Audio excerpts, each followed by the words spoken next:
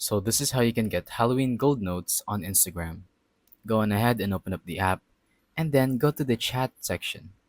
As you can see, here we are. So this is my profile right here. If we tap on it, we can actually go on ahead and add a note. Since it's Halloween, they added a new feature where you can go on ahead and type Halloween, just like so, and then tap on share, and it's going to change it into this orange text with a pumpkin on top. You could also add boo, so I'm gonna go on ahead and delete the note real quick, tap on the note again, and simply boo. There you go, and then share it. As you can see, it shows the same result, and if we open it up, we can go on ahead and leave a new note. You could actually even just say boo, happy Halloween, or whatever you want to say, as long as the word Halloween or boo is in the sentence.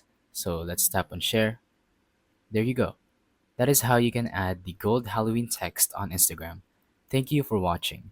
Don't forget to leave a like, subscribe, and let us know in the comments down below if the tutorial worked or if you have any questions. Thank you and goodbye.